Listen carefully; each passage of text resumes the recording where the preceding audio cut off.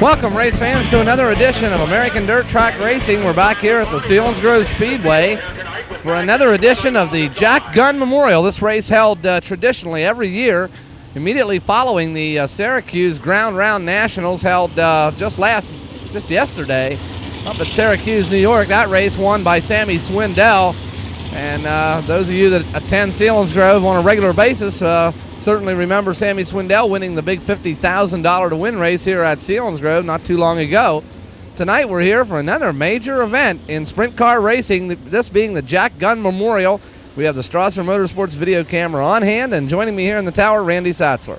It's good to be here, John. It looks like we have a full field of sprint cars on hand tonight. We're in the 30s, the count of sprint cars, and we're going to have 3 heat races, a consolation in the big Jack Gunn Memorial. Certainly the best of central Pennsylvania, both in driver and car owners on hand here tonight, and I believe you have the starting lineup, Randy. Okay, starting on the pole in this first heat event of the evening, in car number 19 is Steve Smith from Hanover, and alongside him in the McBride Schaff number 23S from Selinsgrove is Frankie Kerr. Starting third in the Timmons Construction number 16T will be Brian Timmons, a former go-kart racer that of course, we both know Randy, and starting alongside him in the number 69K is Donnie Kreitz Jr. Third row is made up of the 33X of Steve Siegel and the 2K of Kevin Fry. Starting in that 7th spot's the 44 of Brad Mertz, and sharing that row with him is the 17 of Alan Cole. The remainder of the lineup is Brian Miller in the 1, Kramer Williamson in the 73, and Lenny Krautheim, the local favorite here at Selinsgrove, in the 3K. We are under green, out of turn 4. Steve Smith Sr. takes him into turn number 1, followed by the 23S of Frankie Kerr. We'll watch them as they head down the backstretch now. Your leader is still Steve Smith in that brand new race car. That's a brand new car tonight, first time on the track. Steve Smith leading this event. Frankie Kerr now being pressured by the 69K of Donnie Kreitz. 4th is the 2K of Kevin Fry, and 5th is the 33X of Steve Siegel. Donnie Kreitz beginning to hone in on the number 23S of Frankie Kerr as they head through turns 3 and 4 now. Coming out of turn 4, Frankie Kerr trying to hang on to that 2nd spot. Okay, we'll watch them as they head into turn number 1. Frankie Kerr running on this beautiful, smooth Selinsgrove Speedway. He's holding down that 2nd spot over the 69K of Donnie Kreitz. Kevin Fry rides in that 4th spot right now over Steve Siegel, who rounds out the top 5. We're watching this battle for 2nd, and it's between Donnie Kreitz and Frankie Kerr. There you see Kevin Fry, and there's Steve Siegel. And there's your 6th place running number 16T of Brian Timmons. We'll watch them now as they head down the backstretch. Out of turn number 4, here comes your leader, Steve Smith, out of New Oxford, Pennsylvania. Again, that's a brand new race car, first time on the track tonight. Randy looks strong. Really strong. He has about a half a straightaway lead now over Frankie Kerr. And Frankie Kerr now able to move just a little bit ahead of the 69K of Donnie Kreitz. Remember, John, the top 3 will be able to draw for position out of the heat race tonight. Well, the worst you could start would be 12th if there are 4 heat races, and I believe there are. So. Okay, we'll watch them now out of turn number 4. Steve Smith Sr. in car number 19 completes another lap. Here comes Frankie Kerr, followed by Donnie Kreitz, the 2K of Kevin Fry, and the 33X of Steve Siegel. Behind Siegel is the number 3K of Lenny Krautheim, followed by Brian Timmons, Kramer Williamson, and we have Alan Cole and the 1 of Brian Miller. Steve Smith goes flashing by in the number 19. There's your closest battle for position on the speedway, that being between Frankie Kerr and Donnie Kreitz. And Donnie Kreitz once again is in that 3rd and final good transfer spots, because I guess they're going to have 3 heats tonight, and the top 3 out of each heat, which will be 9 drivers, will draw for position. Okay, we continue to watch your leader, Steve Smith, as he heads down the backstretch. We're looking at the battle. We're looking at the battle between the 2K of Chambersburg's Kevin Fry and Steve Siegel. There's our leader now. 1 lap to go on Steve Smith. Okay, Steve Smith in a Livy mobile home number 19. He's had a super year this year, winning last night at the Lincoln Speedway. So Steve Smith picking up where he left off last night. Here he comes out of turn number 4. Second flag being made ready by Charlie Page. There it is. Steve Smith will pick up the first heat race. Donnie Kreitz will take 2nd. Donnie Kreitz getting around Frankie Kerr for that second spot. Kerr will have to settle for third, but that, like you said, Randy, still puts him in a good position. That's right. Rounding out the field was Kevin Fry, Steve Siegel, and Lenny Krautheim. So Lenny Krautheim, all the way up from that last starting position, transfers into the A main tonight. Going to the consolation event will be, of course, Kramer Williamson and Brian Timmons in the 16, Alan Cole, Brian Miller, Brad Mertz, and the rest of the starting field, all having to go to the consolation event. We'll move now to heat race number 2 as we watch Steve Smith disappear back into the pit area.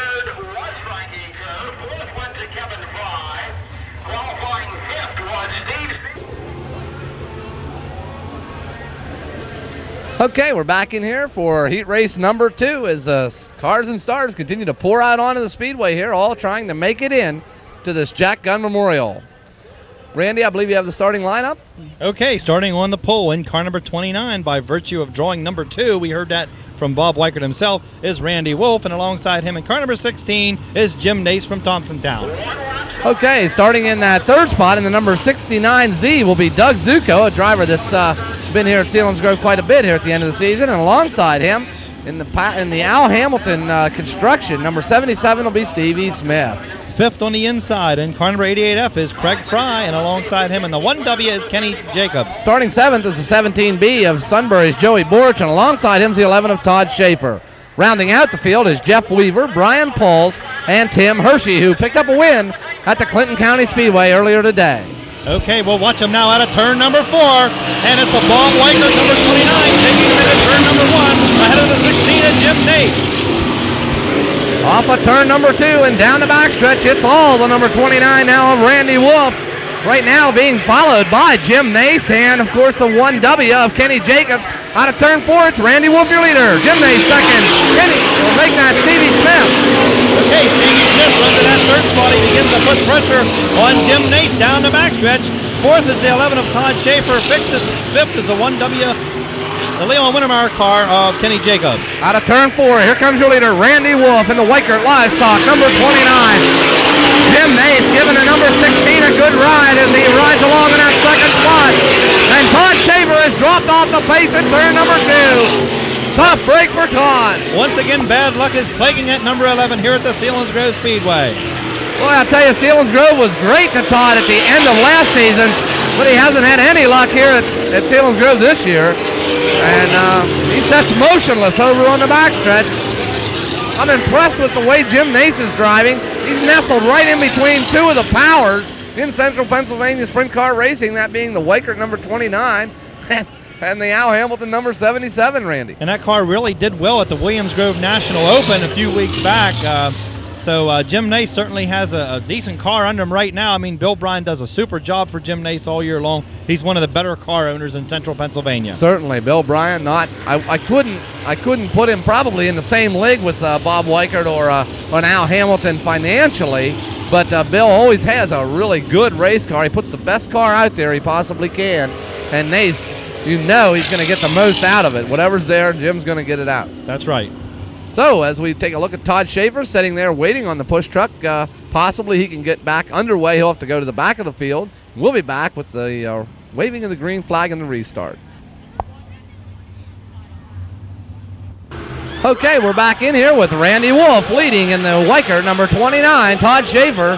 His car back in the pit area, and Todd Schaefer, evidently a problem with him, his arm, complaining of his arm. So we're back on the green. Randy Wolf, your leader. Jim Nace runs second. And Kenny Jacobs in the Leon Whittemire number 1W runs third. Yeah, it's going to be interesting watching that battle right there. Steve Smith Jr. had to go to the rear. Now he's going to have to come the whole way back up through. Kenny Jacobs really working on Jim Nace right now for that second spot. Jacobs on the inside, Nace in the middle of the speedway, and Nace is able to hold him off. One more half a lap, Randy. Okay, Jim Nace doing a great job in that Bill Bryan excavating number 16. Here they come out of turn 4. We're halfway. Side-by-side battle continues there for that second spot. Again, Jacobs down on the inside. Jim Nace center of the speedway. This is a good battle between 2 veteran race car drivers. It's the best battle on the speedway right now, and all the while they're reeling in the number 29 of Randy Wolf. We'll watch him out of turn number 4. Randy Wolf continues to lead in the Weichert Livestock red, white, and blue number 29. Lap traffic on the speedway this time, and that kind of blocked Kenny Jacobs' move. So he'll have to follow Jim Nace around one more time. Let's see what happens as Randy Wolf. And I know Bob Weigert's loving every minute of this just to beat the Leon Whittemire car. Oh, that's very true. We'll watch him now, watching some of the other battles back through. Here comes the 77 of Steve Smith. And now Kenny Jacobs is even with Jim Nace as they head down the backstretch. Good battle for that second spot now, and Jacobs is able to muscle his way around Jim Nace in turn number 3.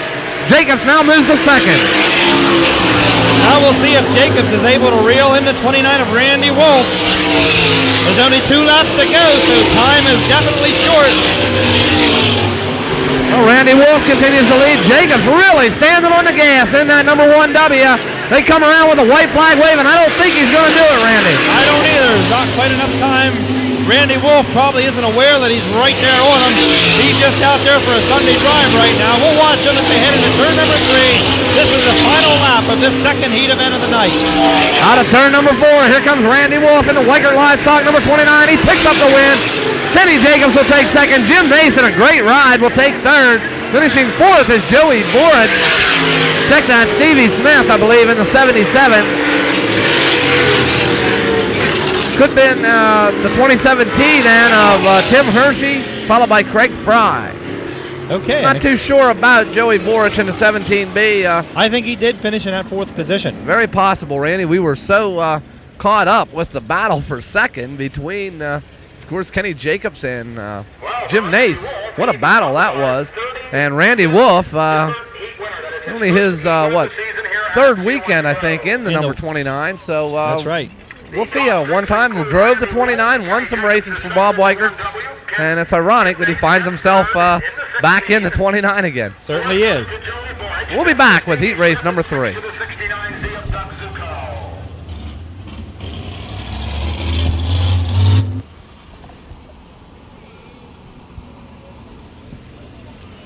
Okay, back in here for heat race number 3. I'm Johnny Strasser along with Randy Satzer. We'll go down over the starting lineup. Starting on the pole in the number 4J will be Jay Bolts. And alongside him in the number 79, this is a Keehan team car driven by Tom Baer. Second row on the inside, starting 3rd in car number 14 is Beavertown's Barry Camp. And alongside him in car number 22R is Chuck Roan. Starting 5th in the number 99 is Freddie Raymer, and alongside him in the number 65 is Johnny Mackison Jr. 7th is the 11G of Bill Glenn, and 8th is the 69 of Dave Haight. Starting in that 9th spot, way back in row number 5, on the inside is the 57 of Robbie Hart, and alongside him in the number 88 is Scott Gesford, and rounding out the field is the 116 of Bill Bryan Jr., and we get the Charlie Page green flag. And look at Johnny Mackison on the outside. Here we come out of turn number 4. It's 4 wide. Mackison comes up with the lead. Jay Bolts riding in that second spot, and Boltsy out of shape. Drops back to 3rd as Barry Camp transfers up to 2nd.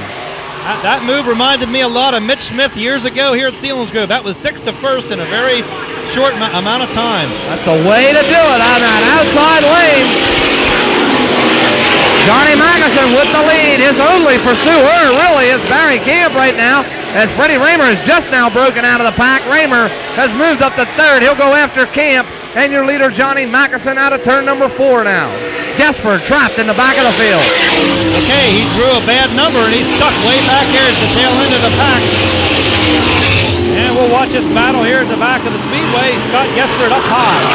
Chasing Bill Glenn right now out of turn number 2, and they are all going after Robbie Hart. Also, Dave Haight in the number 69 in there. Here comes your leader, Mackison, followed by Camp, Raymer, and Jay Bolts in the 4J.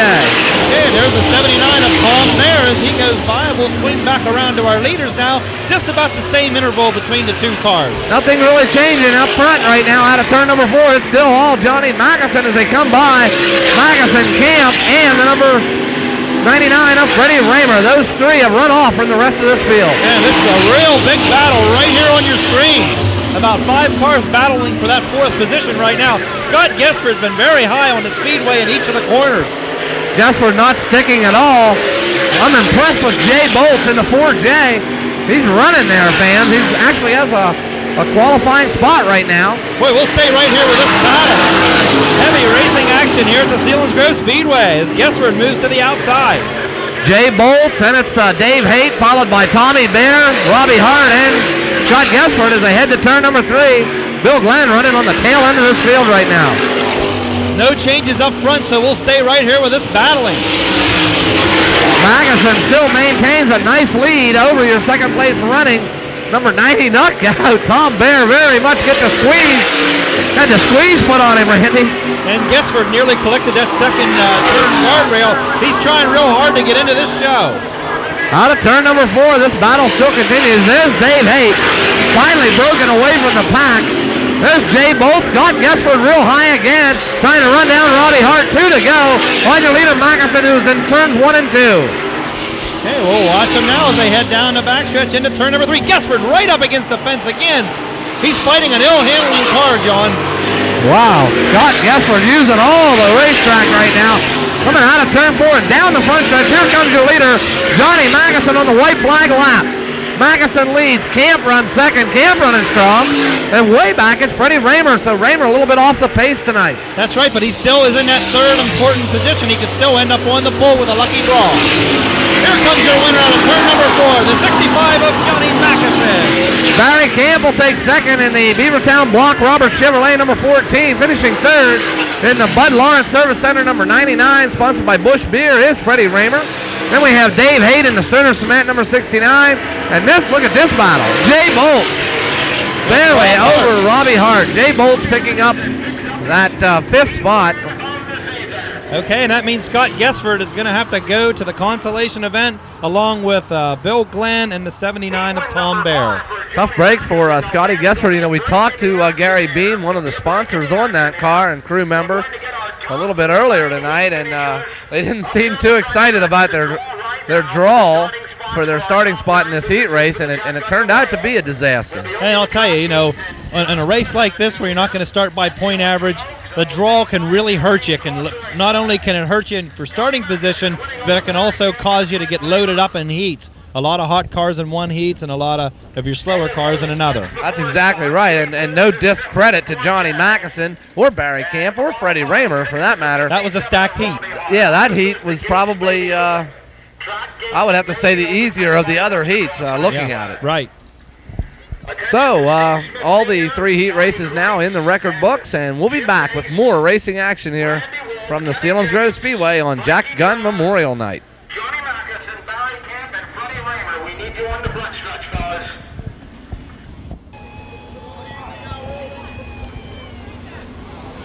Okay, we're back in here, and we'll now go with the Semilate feature event. Starting on the pole is the number 116, or check that, the number 16 of Brian Cochran.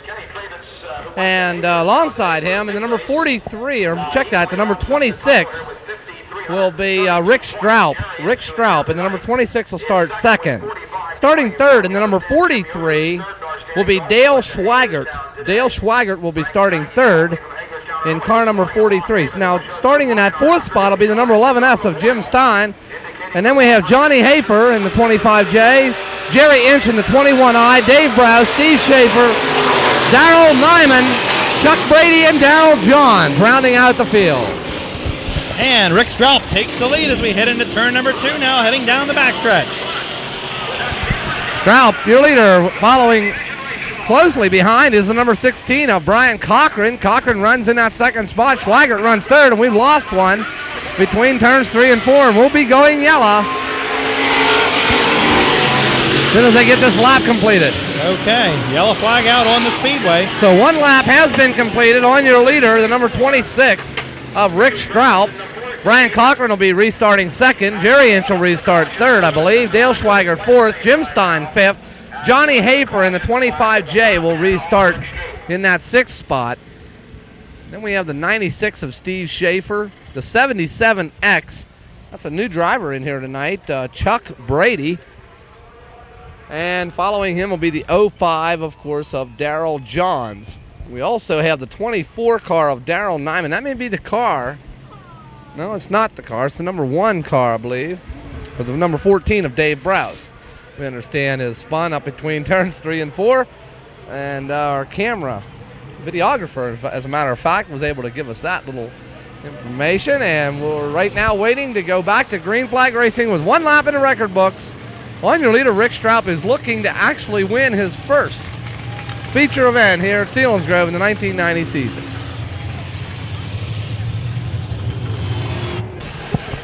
Okay, we're back in here as Rick Straub leads the parade into turn number 3. Straub looking to pick up his first win of the 1990 season, and he almost has to do it here tonight or possibly next week as time is running out. Here comes Jerry Inch on the outside of the number 16 of Brian Cochran. Inch moves into that second spot, John. Jerry Inch, a driver that we were down in the pit area earlier tonight and talked to some of his crew members and his father, I believe, and real amiable young fellow, this Jerry Inch and the crew and everybody. They're just really great when we get down. Do talk to them. So let's see what happens here. Jerry Inch going up against Rick Straub. Okay, he's right on the rear quarter panel. Straub gets a bit out of shape, but he collects it back. Inch has to get out of it just a bit. Inch gets a little bit sideways, and they head down the backstretch. Inch makes a bid for the lead, and it ends up costing him some valuable real estate on the speedway right now as they come out of turn number 4. Rick Straub, solidly your leader, as they come by now with about 4 laps in the record book. Real battle now for that third spot between the number 16 of Brian Cochran and the 43 of Dale Swaggart. Right behind those two is Jim Stein and Johnny Hafer, and now Hafer gets around Jim Stein and moves up, and he'll challenge Dale Swaggart now. Hafer on the inside of Swaggart. Out of turn 4, we got a side-by-side battle for the lead. Jerry Inch and Rick Straub, and they go side-by-side to turn 1. Okay, Jerry Inch with a very slight advantage now as they head through turns 1 and 2. Inch will come out your leader as they now encounter a lap car as they head down the backstretch. Well, Jerry Inch trying to make that pass complete before they reach the lap car. That was a very strategic pass at that point on the racetrack. And now Jerry Inch has the lead. Good battle for this third spot. Out of turn 4, they come out of there 3 wide. Look out, Dale Swaggart, and he hangs on to 3rd. Brian Cochran runs 4th. Johnny Hafer runs 5th, and Jim Stein now on the outside trying to charge up into that top 5 spot. Okay, Stein moves into that 5th spot, and he'll set his sights on Brian Cochran. He likes that outside line, John. There he goes on the outside, and he moves into that 4th position. Jim Stein now taking over 4th as Jerry Inch just running away from the rest of this field now. Jerry Inch with a comfortable lead. We'll swing it around and pick him up out of turn number 2. Inch now getting into turn number 3, encountering a lap car up there, and as soon as he gets by this lap car, he'll have a lot of clear track in front of him, Randy. He has everything going his way in this 10-lap semi-late feature. As he heads into turn number 1, he has just about a good full turn lead on the number 26 of Rick Straub. There's the battle for 3rd as it rages on between Jim Stein, Dale Swaggart, and Johnny Hafer. But remember, Stein has come from behind those 2 cars. I don't look for anyone to challenge Jim Stein for 3rd. Okay, we'll watch him. 2 laps to go. 2 laps to go on Jerry Inch. Nice guy Jerry Inch now working through turns 1 and 2. A little bit of a push in the front of that race car, but it's not slowing him down any.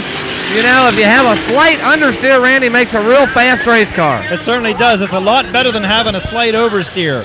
Driver can generally compensate with it through braking and whatever.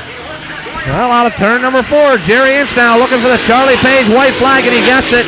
One more trip around for Jerry Inch, and he'll actually pick up his 2nd win in a row here. He won the last time they raced at Selinsgrove. And we understand that car is for sale. One of the top cars in this division. Well, many of our viewers of this pre-recorded videotape is looking for a race car. That would be a good one to buy because it is a top-running car. And Jerry Inch proves it tonight again, picking up the checkered flag over Rick Straub. Here comes Straub. Inch with a commanding win. Rick Straub will take 2nd. Jim Stein will finish 3rd. Finishing 4th is Dale Swaggart. Taking the 5th spot would be the 25 of Johnny Hafer, and that's the Miller Genuine Draft car. And finishing 6th in car number 16 is Brian Cochran. So, Hafer making it into the top 5. Looks like a slight fire underneath the car over on the backstretch, number 24 of Darrell Nyman. But I think that fire has extinguished itself. There you see Darrell Nyman. So Jerry Inch directly across from us in that number 21I car now. He comes in here. He wins his second feature event in a row. He won here 2 weeks ago at Selinsgrove. And of course, Selinsgrove was not in action last week. That's correct. Taking a week off for the Williams Grove National Open. And we were talking just a few minutes ago with Bruce Ellis, who is an accomplished writer for Open Wheel Magazine and also track announcer down at Williams Grove. He was at Syracuse. Randy, you talked to him there quite a bit. And he had a lot to say about Syracuse. Said pretty much a follow-the-leader type race. It's pretty tough to get passing on that track. Very narrow racetrack, at least half of it is very narrow and high speed, and it isn't the kind of place that you want to have a sprint car get out from under you. So Jerry Inch picks up the win here for the second week in a row. We congratulate him on a great job. Well done, and we'll look very much forward to seeing him. I do believe the Semilates are back on the card here next Sunday afternoon, but congratulations, Jerry Inch, on a great job. We'll be back with the sprint car feature event.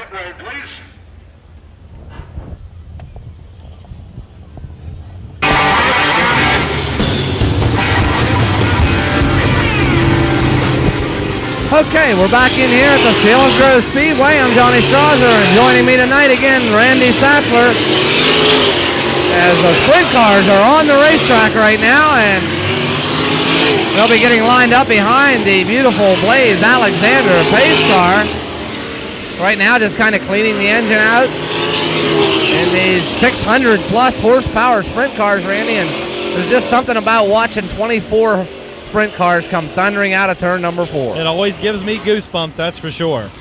You know what's interesting, this being Jack Gunn Memorial Night, it was really Jack Gunn who fathered sprint car racing here in central Pennsylvania. He certainly did, because back in the early days in the mid-60s, they were driving modifieds, and they were doing everything they could in the world to disguise sprint cars. Finally, Jack said, okay, we're just throwing the rule book out. You guys want to run sprint cars, let's run sprint cars. Well, they had sprint cars, really, they had sprint cars west of the Appalachian Mountains. In the Midwest, they already had sprint cars. On the West Coast, they were racing sprint cars. Pennsylvania really hadn't graduated into the ranks of sprint car racing yet. And like you say, some of those competitors were coming in here with full-blown sprint cars of that day and age, and they just were not really any match for the modifieds. The modified cars, the 30x90s. They really were not competitive with a sprint car, and you're right, it was Jack Gunn, and he more or less set the stage for sprint car racing. And he brought Pennsylvania to the very pinnacle of sprint car racing in a matter of about 5 years. And he brought a lot of drivers such as Bobby Allen and the most notable, probably Jan Opperman, brought those drivers into central Pennsylvania for the fans, and just did a lot of things for sprint car racing. And it was one of his favorite lines, and I've used it over the years. He didn't just permit sprint car racing, he promoted sprint car racing. He certainly did, and that's why sprint car racing is flourishing in Pennsylvania today. It's because of Jack Gunn. Okay, Jack Gunn tragically lost his life in a bout with cancer about 10 years ago now, and we remember him well here at Selinsgrove Speedway. We'll get down over the starting lineup quickly. On the pole is Freddie Raymer in the Bud Lawrence Service Center number 99. Alongside him, Jim Nace out of Thompsontown. Then we have Johnny Mackison and Donnie Kreitz. Behind those two drivers, we have Kenny Jacobs and Steve Smith out of New Oxford. And Barry Camp and Frankie Kerr make up row number 4. Making up row number 5 is Randy Wolf in the Weichert Livestock car, and Kevin Fry driving the 2K Smith appliance machine. Row number 6 is made up of Joey Borich and Dave Haight. Then we have Steve Siegel in the Ben Cookhouse car and Steve E. Smith in the Al Hamilton 77. Rounding out the field is Jay Bolts, Lenny Krautheim, Doug Zuko, Robbie Hart, Tim Hershey, Scott Gessford, Bill Glenn, Brian Timmons, and Alan Cole. And we're stacking them up pretty high there. I believe we have a green flag. We're watching as they head down the front stretch. And they're not going to give it a green. I believe Jim Nace jumped on the loud pedal a little quick there. Fred Raymer kind of stayed out of it and nearly caused an accident there. Steve Siegel getting a shot. Steve Siegel trying to get off the gas and slow down, and picked up another sprinter coming out of turn number 2. Gives Siegel a shot to the back bumper of that number 33, knocked him sideways, and he inadvertently got into the fence And problems for Steve Siegel. Now, what will he do? Will he have to go to the back? I guess he would have to go to the back of the field. That's the regrettable part, but the rule book says if you stop for any reason, you go to the rear. What a tough break for the new Oxford driver, Steve Siegel, driving the Ben Cook number 33 house car. We haven't seen that car very much over the course of the 1990 season here in central Pennsylvania, and they don't race it every week, but they have campaigned the car pretty well. That's right. So jumping back here, we will recap the lineup, just picking it up here with Steve Siegel. Starting 14th was Stevie Smith in the Al Hamilton car, as I mentioned. Jay Bolts will start 15th, and alongside him is the 3K of Lenny Krautheim. In that 17th starting position is a 69 of Doug Zucco, and alongside him in that 18th starting spot from Nassau, New York is the number 57 of Rob Hart. Starting 19th, winning the consolation event tonight, is Tim Hershey, and beside him, out of Hershey, Pennsylvania, is Scott Gesford. 21st starting position goes to the 11G of Newark, Delaware's Bill Glenn, and alongside him out of Lancaster in the 16T is Brian Timmons. Starting 23rd in the Peanut Bowl, number 17, very interesting sponsor there. A shop out here in the mall, located just west of the Speedway. Alan Cole out of Bloomsburg, Pennsylvania, a former go-kart racer, and right beside him in the number 88, this is the Linear Dynamics sponsored machine out of Trout Run, is Craig Fry. Very nice feature lineup here for the Jack Gunn Memorial. We have two cars that are straight off the Outlaws circuit. That's the 23S of Frankie Kerr and the 77 of Stevie Smith. Good to see them here. Okay, it's going to take another minute or two until they can remove the 33 car of Steve Siegel. Tough break for Steve Siegel. We'll be back with the waving of the green flag. Okay, we're back in here, and we were trying to pick a winner. It's really hard to do. I'm going with Donnie Kreitz. Randy says Freddie Raymer. Let's see what happens. We go green flag off turn 4. The Jack Gunn Memorial is underway.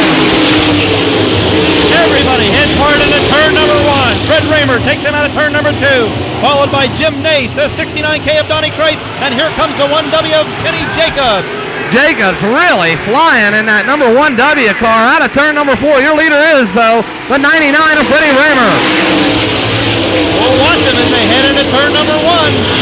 There you see a battle between Joey Boritz and the number 3K of Leonard Krautheim on the outside. We'll swing back around to the leaders as they head into turn number 3. Freddie Raymer in the Bud Lawrence Service Center, number 99. Your leader out of turn number 4. Jim Nace runs second. Donnie Kreitz third.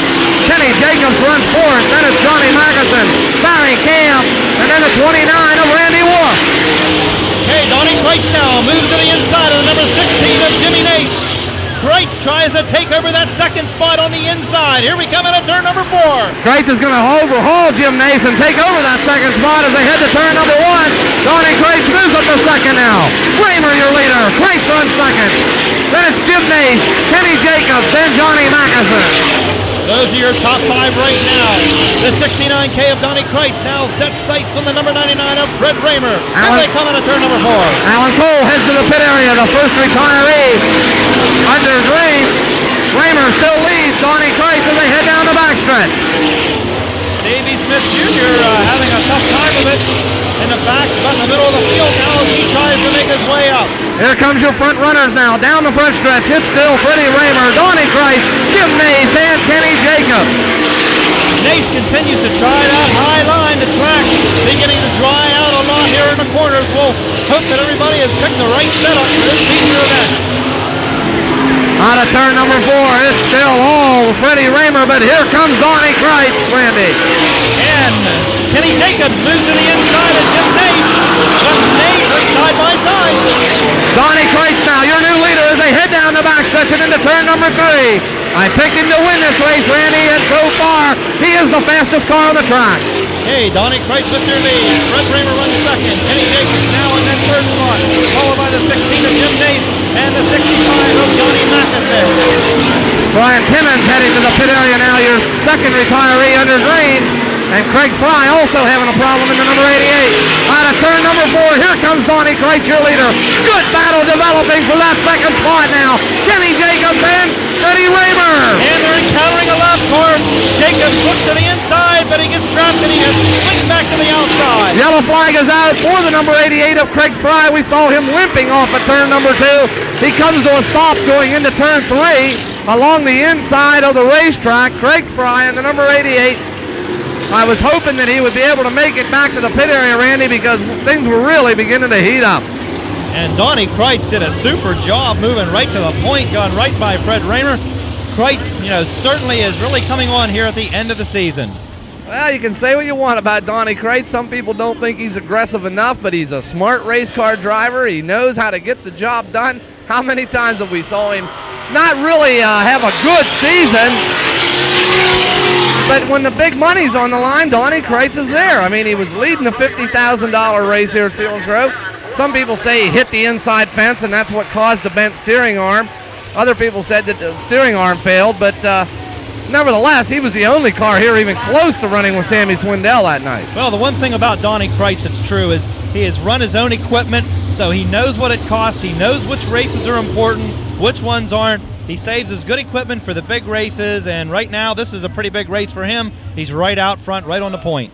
Interesting about Donnie Kreitz, you said that he runs his own deal, and he does run his own deal. You never see too much in the way of sponsorship on the side of that number 69 car, so there's an upside to that. The upside being that you don't have any conflicts. You don't have any car owners, wanting to switch chassis makers or engine builders or whatever, and Kreitz is able to basically, keep control of everything that goes on with that race car, and it sometimes is a distinct advantage here in Central Pennsylvania. And the only person who can fire him is himself, and he's not going to do that. That's exactly right.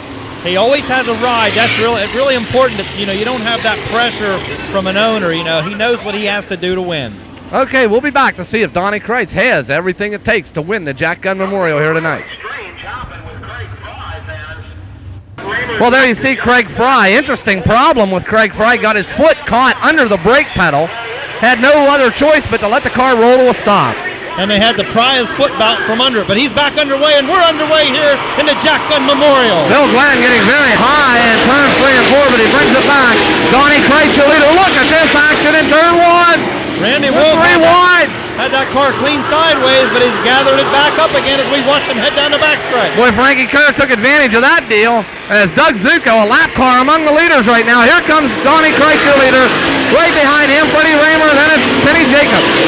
Heavy battling in the middle of the pack right now as Jim Nate runs in that 6th spot right now ahead of the number 29 of Randy Wolf, and there's Steve Smith moving by him. Randy Wolf getting the number 29 clean off the ground in turn number 2. Here comes Donnie Kreitz, your leader.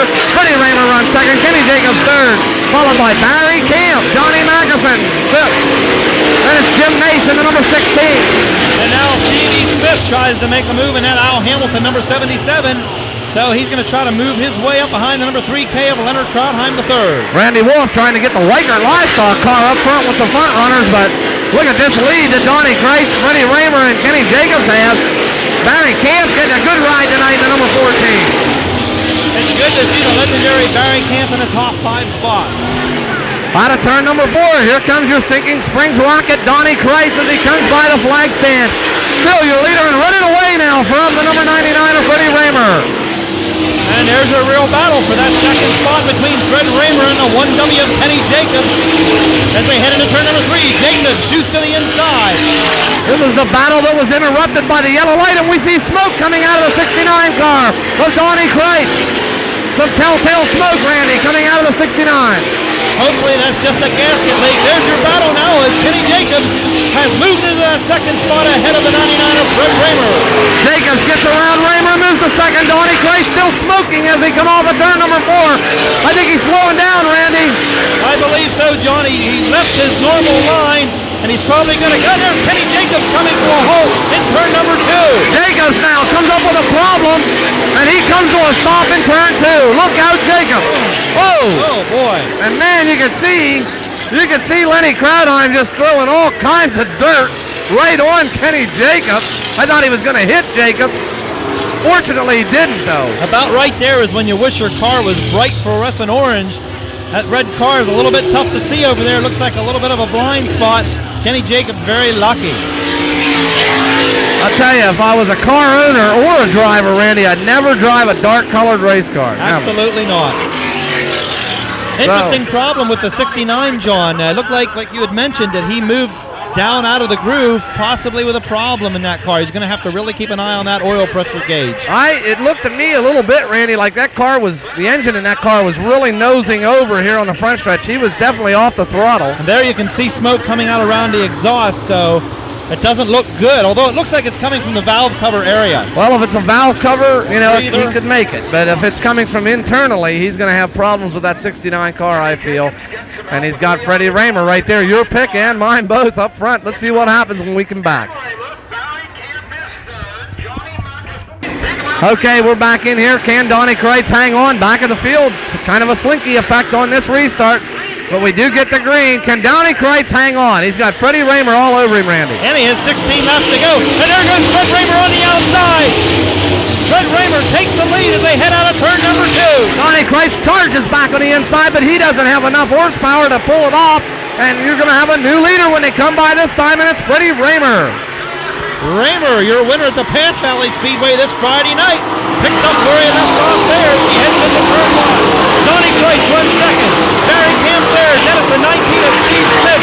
And all the way up from the middle of the pack is the 77 of Stevie Smith. And there's a car, Randy, you just mentioned, the 77 of Stevie Smith. That car is really moving right now. It's really working up high on the racetrack. As long as that cushion doesn't deteriorate, Stevie Smith is going to be able to continue to advance. Heavy smoke out of the number 69 now. The number 69 car is smoking profusely and now coming to a stop, or coming to a very slow speed in turn number 3. It's over for Donnie Kreitz. Tough break. Freddie Raymer with a sizable lead now over Barry Camp. Steve Smith and Stevie Smith. Great racing action for that second spot. It's father and son as they come out of turn number 2. Barry Camp runs in that second spot. Donnie Kreitz is going to make it back, I think, into the pit area. We're not going to get a yellow. I want to switch picks, Randy. I want to go with Stevie Smith now. Okay, you're allowed to do that. Stevie Smith tries to work that high line. Now Steve Smith moves to the inside of Barry Camp. Lenny Krautheim put curiously close to the fence. Off of turn number 4, look at this 3-car battle for second. Freddie Raymer's already in turn 1, but look at this battle. Okay, Barry Camp right up where Stevie Smith likes to run. The only way you're going to get by him is you're going to have to go under him just like Steve Smith Sr. did. Steve Smith Sr. in a textbook pass, really, Randy, a textbook move by Steve Smith. Freddie Raymer still your leader. Steve Smith runs second. Barry Camp third. Stevie Smith fourth. Johnny Mackison fifth. And now Stevie Smith moves into that third spot, so let's see if he can catch up to his father right now. What we need now, Randy, is a restart. I know Freddie Raymer don't want one, but I think a restart would really make this an interesting race. It surely would. There goes Freddie Raymer as he heads into turn 1 and 2. Steve Smith out of it. Steve Smith, trouble with the number 19 of Steve Smith. I heard the engine go as he come by, Randy. Okay, so big problems for the number 19. He's not going to make it to the pit area. The yellow flag is going to be coming out momentarily. And there's the yellow that we were talking about, and it's going to benefit that man right there, Stevie Smith. Tough break for Steve Smith Sr. Brand new race car. And apparently a problem in the engine or the rear end. It could have been a rear end problem as well. It could have been, Randy. The car came by here and it made a really horrible sound. I thought it was an engine problem, but evidently it could have, like I said, it could have been a driveline problem. But at any rate, it left Steve Smith sitting motionless over on the backstretch. And look who benefits, Stevie Smith.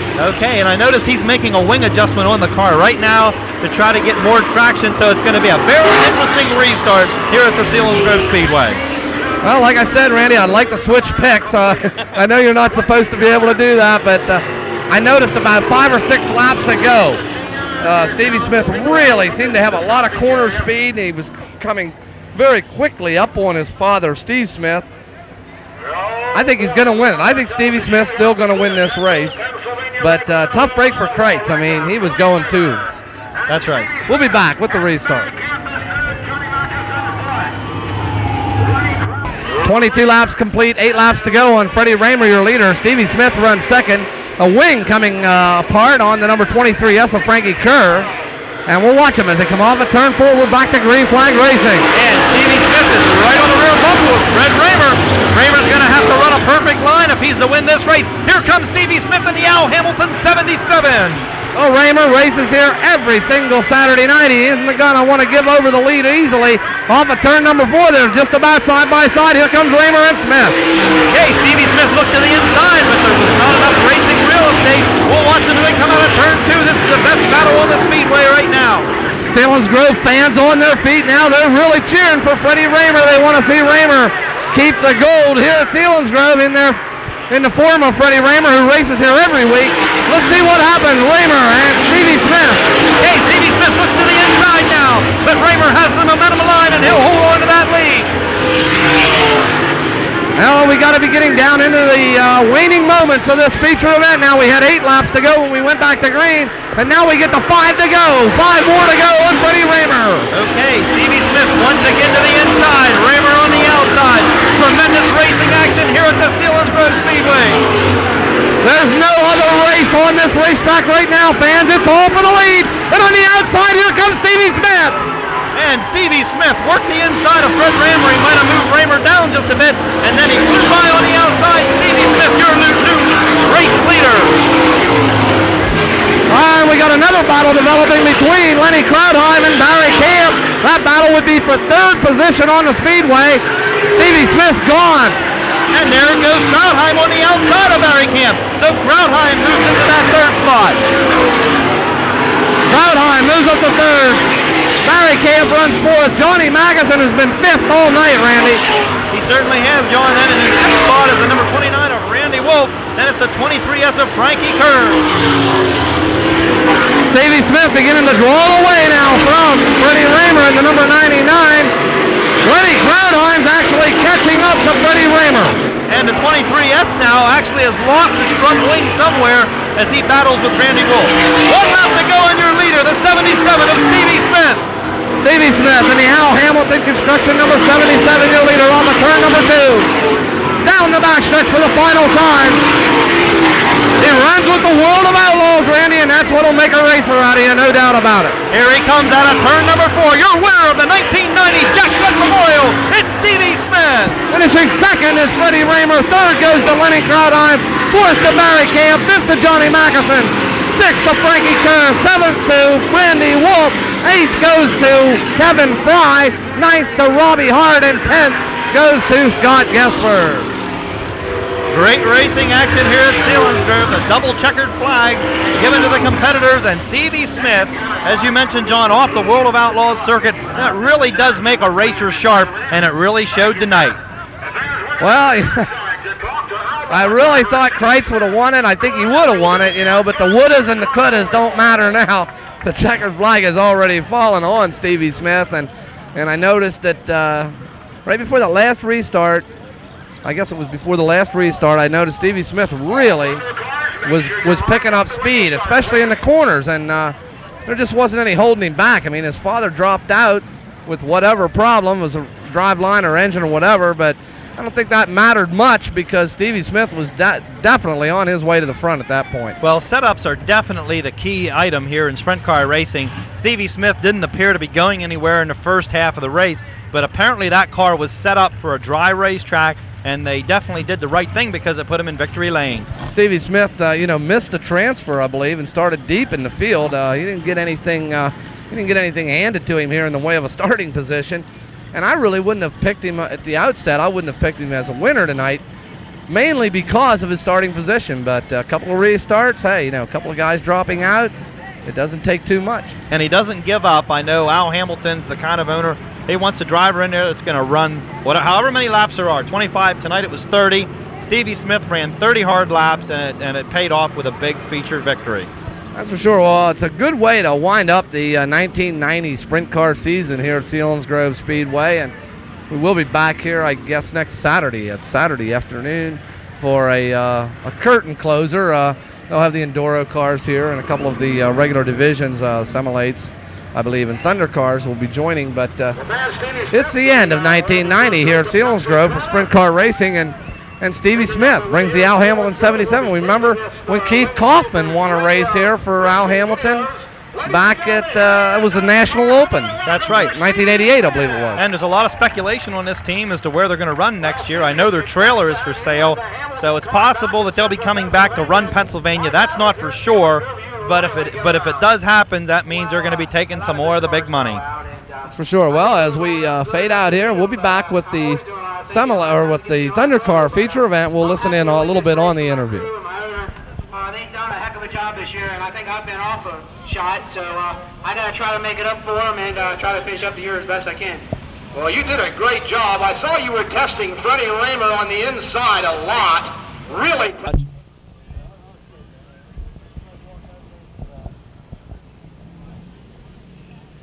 Okay, we're back in here at the Selinsgrove Speedway for the nightcapper of the evening. Of course, all the sprint car excitement over, and Al Hamilton and Stevie Smith on their way home with the $3,000. Very good win for them. They really needed it. They haven't had that many wins this year, John. Well, they haven't had that many wins, but they have been running on the World of Outlaw circuit. So the abundance of wins don't really come on the World of Outlaws unless you're Steve Kinzel. That's right. And Doug Wolfgang and Sammy Swindell and the rest. Okay, we are green flag here in the Thunder Car feature event. We'll watch them as they head off at turn number 2. Dunstan Hoffman is your leader in the number 7.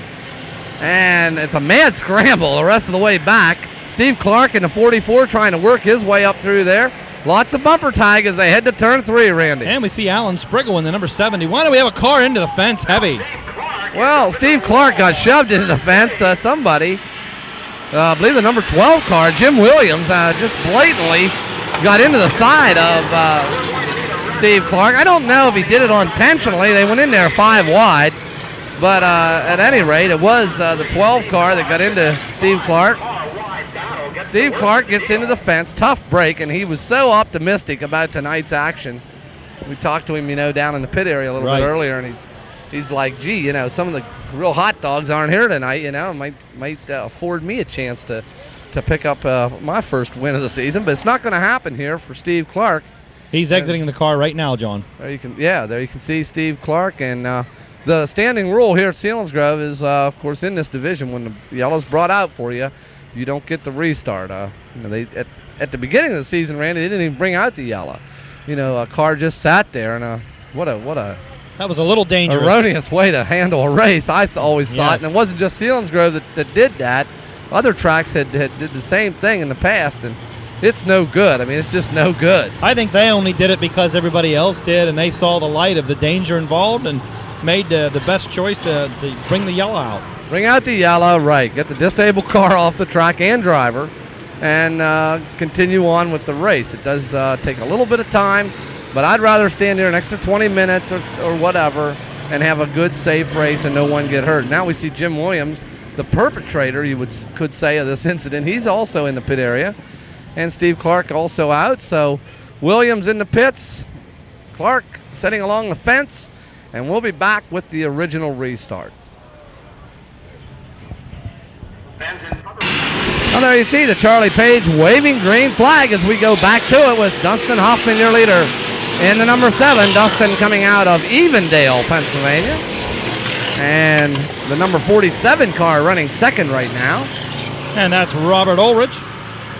And the number 71 of Alan Spriggle runs in that 3rd spot. A driver that Randy's familiar with, Alan Spriggle in the 71. They're bunching up off at turn number 4. We may see one of the better Thunder Car features of the season here tonight, Randy. And Dunstan Hoffman, he's fresh off he's in between movies right now, so able to race here at the Selinsgrove Speedway. Yeah, right. Off at turn number 2 and down the backstretch, it's still Dunstan Hoffman, your leader in the number 7. Ulrich runs in that 3rd spot, and now Jerry Hollenbaugh beginning to make his presence known. Certainly is in that orange-colored car as they come out of turn number 4. What a race, really. Here they come. Man, a great battle for the lead here. Everybody's in it, really. We got about 12 cars, Randy, that are all right now vying for the lead. Yeah, it's great racing action. What can you say? Here they come out of turn number 2, Dunstan Hoffman. And we have a car spinning out, 2 of them actually. Well, 27 of Dave Gilbert, I believe, is the 1 car, and they're both going to be able to continue on. And the 2C car of Craig Lindsay. Tough break for those guys. Look at this battle off of turn 4 and down the front stretch. Hoffman, followed by Spriggle. Then the 47 of Ulrich. Then the 30 of Collerton. Then the 31H of Hollenbaugh. Look out, Bob Berta Savage, sheet metal flying over in turn number 2. And here comes George Foltz on the outside now. George Foltz is pretty much has a lock on the point championship at Clinton County. And they're still running in a bunch off of turn 4. And somebody's getting a shove from the inside. Oh, Alan Spriggle gets spun out by the number 30. Heavy damage on both cars. Spriggle's going to have to try to get that machine moving because if he brings out the yellow, he's Look done. out. Whoa, and he gets rear-ended. Well, nothing more than a helpful push as Spriggle takes off again. We're still under green. Can you believe it, Randy? All that action. And we have a new leader in the form of number 231, George Foltz. George Foltz ends up with the lead. Foltz is, and he's one of the top runners, Randy. They're not going to catch him, I don't think. Bill Gatz right now vying for that second spot in turn number 2, and he gets around Dustin Hoffman. So Bill Gatz charges off of turn number 2, and he'll go after Foltz. Here comes Berta Savage. And he was one of the guys in there pushing and shoving off of turn number 4. Heavy racing action, heavy battling, and now the cars almost get together. The 47 gets a little bit sideways. That's Robert Ulrich. And we're going to get the yellow for the car setting up high on turn number 3 and 4.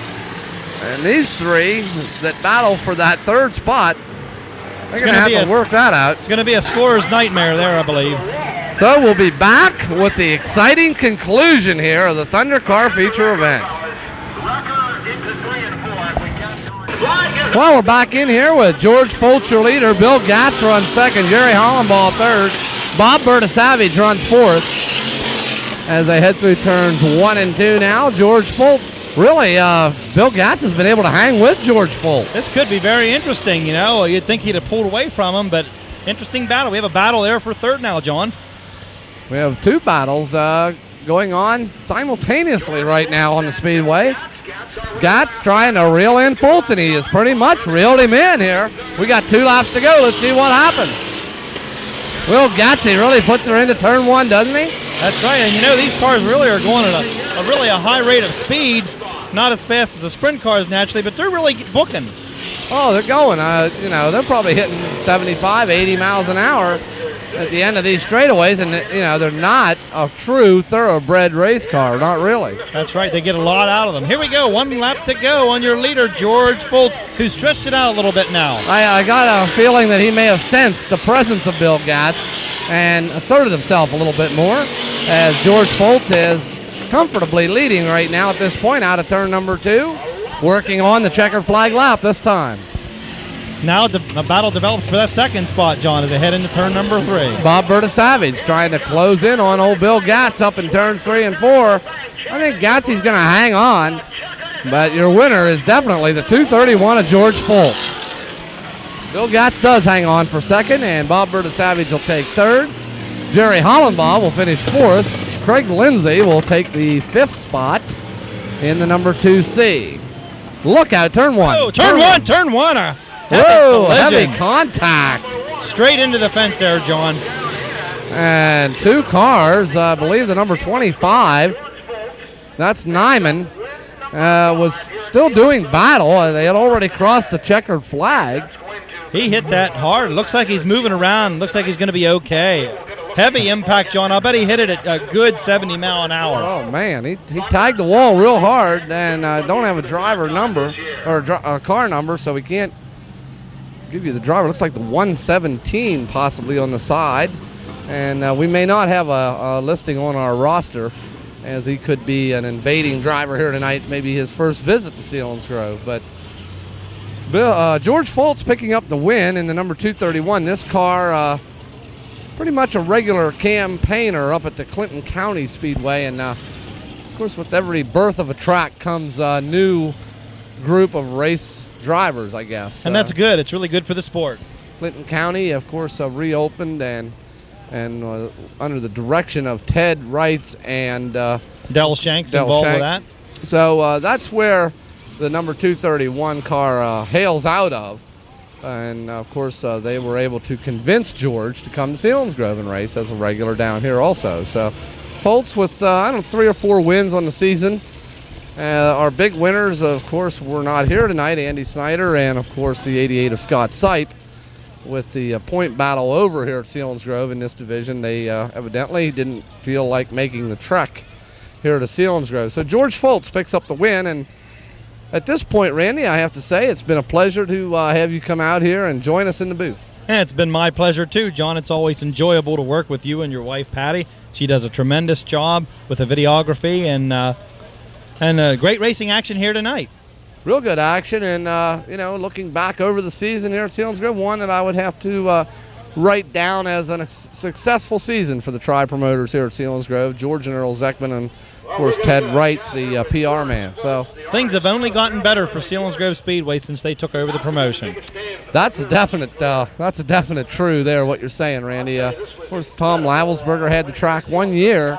And almost went into the ground. Just about buried Selinsgrove forever. I don't know if it was at the fault of Tom Lavelsberger, but something's definitely wrong with that situation back then in 1980. And before they went Friday night racing. That was a big problem. Friday night racing was probably the cause of that decline.